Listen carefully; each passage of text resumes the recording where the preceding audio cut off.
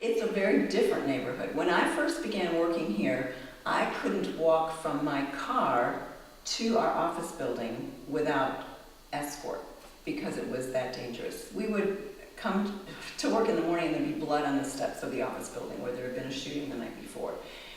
Lots of drug dealing, lots of crime, kids not out playing on the streets. That to be a rebuilder of broken walls, restore houses in ruin, is something that I felt God was calling me to do and to be. And Isaiah 58 says we are not just to be religious. We are supposed to be people who are making impact to fight injustice, to overcome oppression, and to house the homeless poor. And so the Isaiah 58 makes it very clear that this is something that God wants us to do. And it goes along with also passage from Ephesians 2 that you hear many sermons in churches about we are saved by grace through faith and not by works. And that's where most of the sermon stops. But the next sermon says that God has created us to do good works. And so we are to look and to seek what good works does God want us to do? What is he calling us to do with our lives rather than just serve ourselves?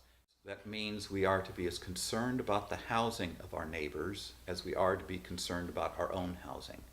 We are to be as concerned about our neighbors' children's education as we are to be concerned about our own, if we have children, about their education. We are to be concerned about our neighbors' health care as much as we are to be concerned about our own health care.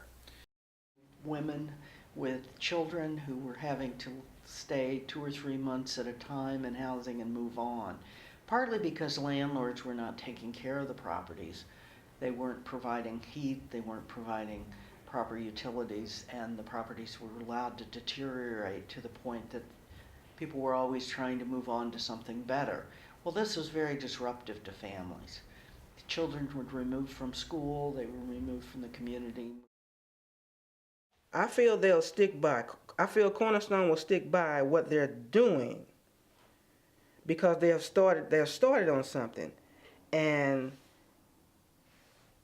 I have been with them for a several amount of years. Great many years. And they have stuck by what they're doing. So I feel they will stick by it. So Gordon and Ellen, they stepped in, came over here and made this place presentable enough for me to move in. It was awful. The woman that lived here, she had a dog and she was a nurse. And it was wall-to-wall carpeting, and this place was awful. I really didn't want to come in here, but they cleaned it up so nice.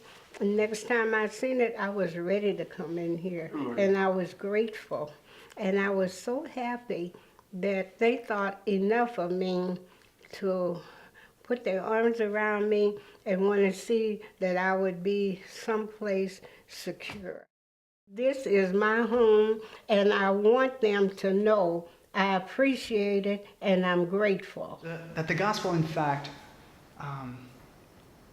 was God's continued commitment to restore all that's broken in our world. And you don't have to look very far to be impressed or struck by the fact that there is a profound brokenness, not just in our own hearts and our own experience and story, but there's a profound brokenness even in institutions and systems, in neighborhoods. And when I first began to see that, I felt that the biblical story of a God of compassion and a God of strength who moves into a neighborhood to care for the folks who live there, I felt that the whole story became dense in my hands. It became heavier, it became weightier, and the burden actually to care came alive in my heart. And that I think is what I mean by the gospel. That, we believe in the work that's being done, and we think that it's good, and we think that it is a compelling organization that other people should know about and be part of. And we would love for, you know, other people to come alongside us and share in the work that we're doing. But of course, it kind of goes back to the fact that we all have limited amounts of time. I'm the proudest that it's continued on so long, and that churches have helped us, that board members give their time, and that we can develop just continue better ways of how to serve tenants, and listening to them, and what they need.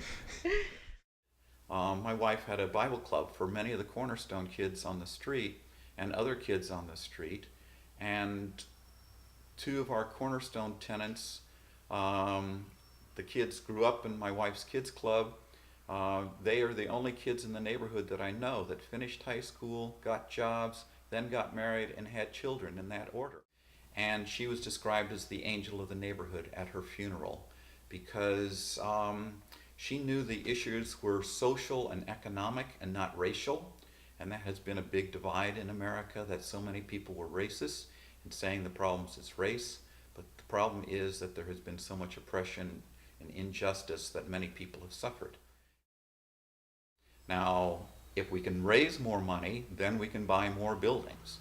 And some churches have been willing to contribute significant dollars to help us acquire buildings. The gladness of rejoicing on the far eternal shore.